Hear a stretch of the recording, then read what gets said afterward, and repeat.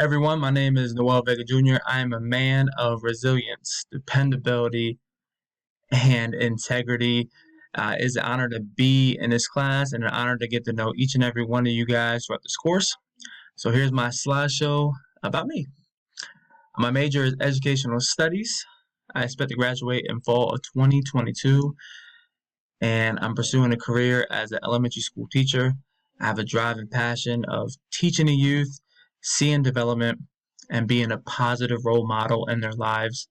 I can't wait to jump into that career and do some great things in that field of education.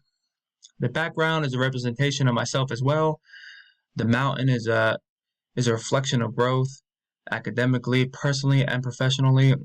And the gentleman right there just viewing the lower portion of the mountain, reflecting on the year of 2020, the challenges, the ups and downs that we faced, and the optimistic year that lies ahead of us, which is 2021. It's going to be a fantastic year. I believe it.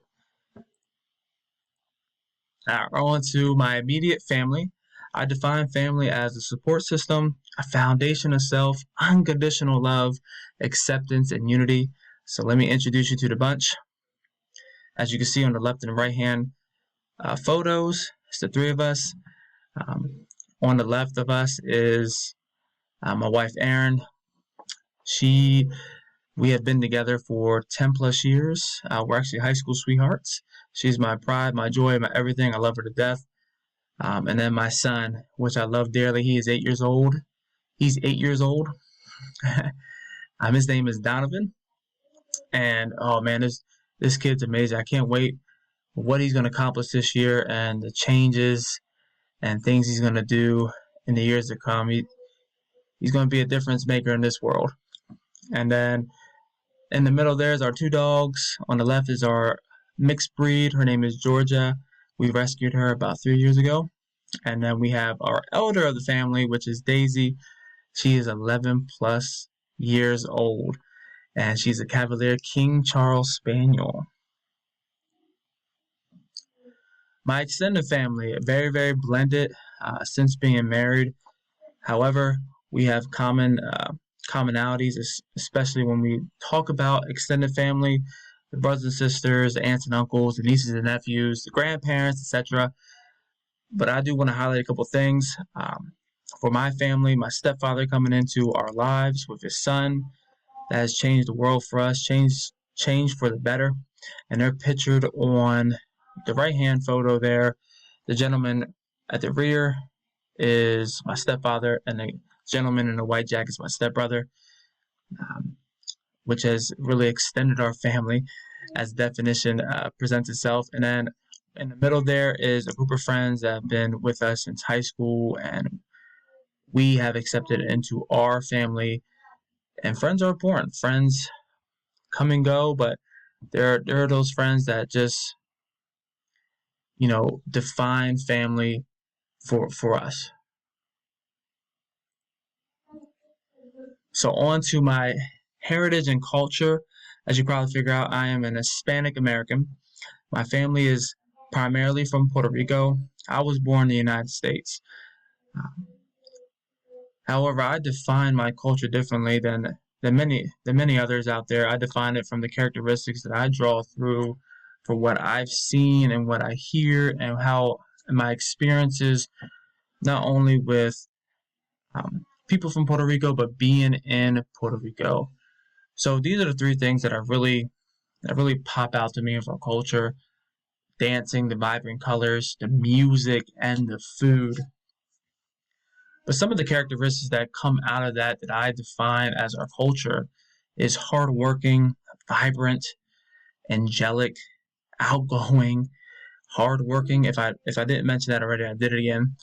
Um, Obviously, I want to say delicious, but we are presentable people, and those characteristics, I define that as our heritage and culture. I haven't had the opportunity to actually live in the culture in Puerto Rico. I visited a couple of times here and there, but since being born in America, I've just adapted the Western culture. And I should take it upon myself the intentionality of learning more about my culture, and really expanding my knowledge on my heritage and culture. Finally, what do I want to learn in this course? Just like many of you guys, this is a course requirement for graduation, but I'm going to dig a little bit deeper here.